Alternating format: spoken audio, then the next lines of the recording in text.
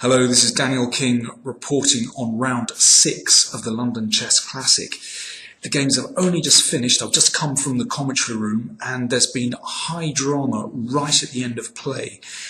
Let's go straight to the game, Anand against Adams. This was the situation at move 40. The game appeared to be drifting towards a draw. For example, if Anand plays now Rook takes pawn on e5. Now, for the moment, white is a pawn up, but it looks as though Adams could simplify with queen d2, hitting the bishop on e2, so white simplifies. Now, the bishop on e6 is attacking the pawn on b3. The bishop on e2 is also attacked, so white should probably just exchange bishops. And although white is a pawn up, well, for example, after rook d4, it looks like we're entering, well, a completely drawn rook and pawn ending. I think black is going to capture back the pawn here, and, well, in any case, yeah, too little going on. It should be a draw. But remarkably, instead of taking on e5, Vichy whipped out bishop c4, which looks like a plausible move. If black exchanges bishops here, then, maybe white could be slightly better. But here came a shocker. Adams sat and thought and very quickly realized that he could win in one move. Now, he saw the move very quickly, but first of all, he wanted to check all the details, so he thought for about, 10 minutes before he played queen d1, and there is no way back for Anand in this position. Absolutely no way back.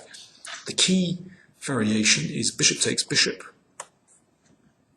and this is the point, rook a1, and it is simply mate on h1. There is no defense. For example, g4, queen h1, and rook g3 check, and there you are, it's game over. And the point is that after rook a1, white doesn't have any kind of perpetual check off the bishop f7 because the king just comes to g7, no more checks, and white cannot avoid mate. There are other variations. For example, queen f3 loses quite simply to bishop h3 and we win the queen. Or queen d3, well, again, bishop h3 is a winning move, very nice winning move actually. If king takes, then queen h1, for example. So there is no way back. Anand played queen h6, but again, it allows bishop h3 check, and here he resigned. Same problem. Well, okay, let's just prolong it a little bit. But then comes rook takes, king takes, and queen h1 is mate. Well, an absolute shocker. Of course, we congratulate Michael Adams, but I feel very sorry for Vichy to throw the game away in one move like that. It's terrible. Okay, so Michael Adams keeps his chances in the tournament alive. He's chasing the leaders. Let's have a look at another critical game today, which was Carlsen against Polgar. Could Carlsen maintain his lead in the tournament? Of course, Kramnik is there with him as well. Now, this was the position after 22 moves. Carlsen has the white pieces. Polgar is playing a kind of hedgehog setup. Now, I'm a big fan of the hedgehog with black because it gives you great counter-attacking chances. The problem is that here, Polgar she had a difficult start to the game, and this knight is very poorly placed on f8, makes it very difficult for black to break free, as you normally have to in the hedgehog at some point. And this next move of hers I really didn't like, g6. I think this is unnecessary, because it weakens crucial squares around the king, and Carlsen seized on this. He played e5, and I think this is a very principled move, an excellent move. Of course, you want to try and get in on the f6 square, and e5 makes room for the knight to come to e4, and then looking at d6 and f6. Now, the game was not over, of course. It's still very complicated. Polgar played bishop c6. Carlsen supported the pawn on e5. That means he can then play the knight into e4. Okay, rook d8. Black can't do very much at the moment. Carlsen took on c6 and then supported the e-pawn again. So he's just preparing the way for the knight to come to e4 by protecting the pawn on e5. Now Polgar finds a little bit of counterplay by attacking the pawn on c4. But still, okay, now the knight comes in. You can see how dangerous this is, but also how terribly placed this knight is on f8. It has no moves. It's just treading on the toes of its comrade on d7. Dreadful position. Still, Polgar found counterplay by attacking the c-pawn. Carlsen defended very calmly. a6, yes, if knight takes e5, this is an important variation. Black can't take on e5 because b5 simply wins material. The rook has run out of squares, so that's why Polgar had to play a6. Knight f2 played, well, that's to protect the e5 pawn, but that knight can still come to g4, still a dangerous position. Bishop g5, and now rook f1, an excellent move. White is just seeking to target the f7 pawn, and that makes life really difficult.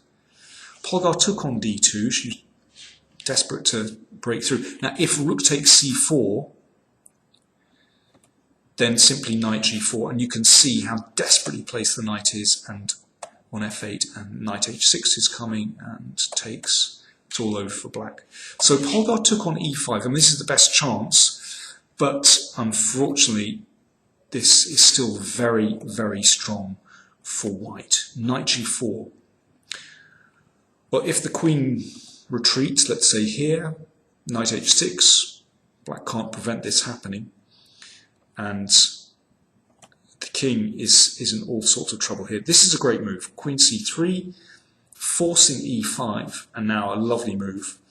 Rook f4, beautiful move, preventing simplification with queen d4 and making room for the knight to come to f7, and then, well, at the very least, we're taking this pawn here.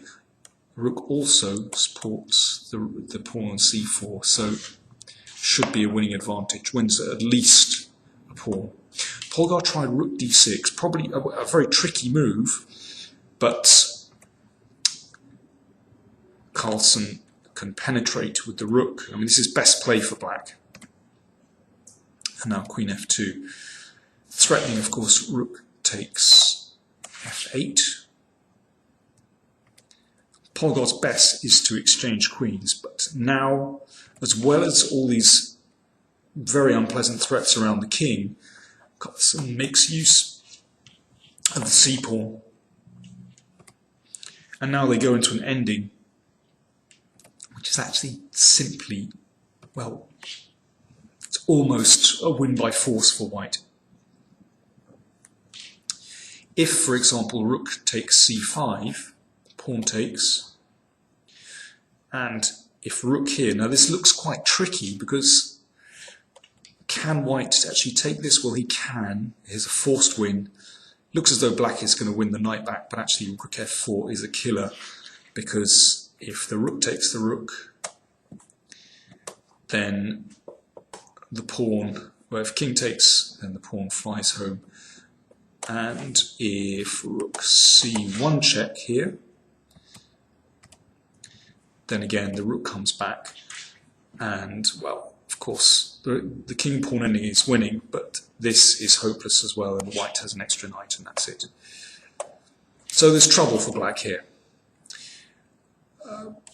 Polgar tried rook cd8, and now doubling on the 7th is very painful indeed. White has a threat to play rook g7, followed by rook g8 mate. You can see what a desperate situation the king is in. I suppose the knight on f8 finds a purpose at last to protect h7, but it's pretty dreadful. One nice variation, well, I'll show you in a second. Polgar threw in a couple of checks. Now let's see what happens if, well, let's see what happens if rook here. Well, this wins. Rook takes, and now rook f7 check, and white remains a piece up there. And if knight d7, then rook e7 is a great move. threatening knight f7. So if the rook moves away, then you take the knight, it's all over. Okay, Polgar tried rook d5, threatening a check on a5, so white doesn't have quite time to play rook g7. Knight g4, and we know this knight is coming around to f6, and then there's another mate happening. Okay, rook h5, the king came back, rook d2, the king escapes actually very easily. I mean, these are kind of spiked checks in a way. Polgar exchanged, and now the rook came back to d8 to protect the knight. And now this position is fun, actually. Black has almost no decent move. The knight can't move because of mate. The king can't move. The only thing left is to move the rook.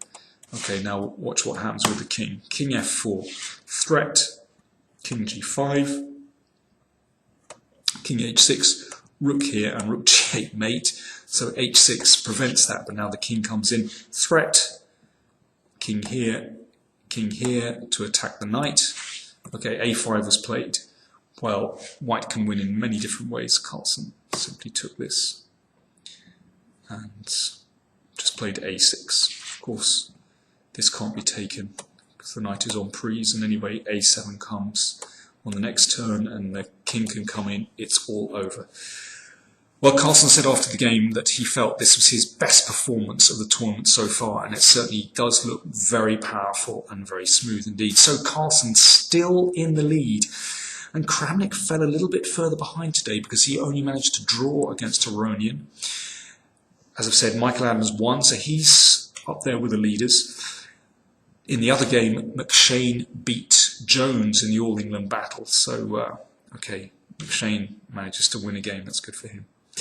So there we go, Carlsen in the lead, all to play for still in the tournament, 3 rounds to go. Thanks for watching.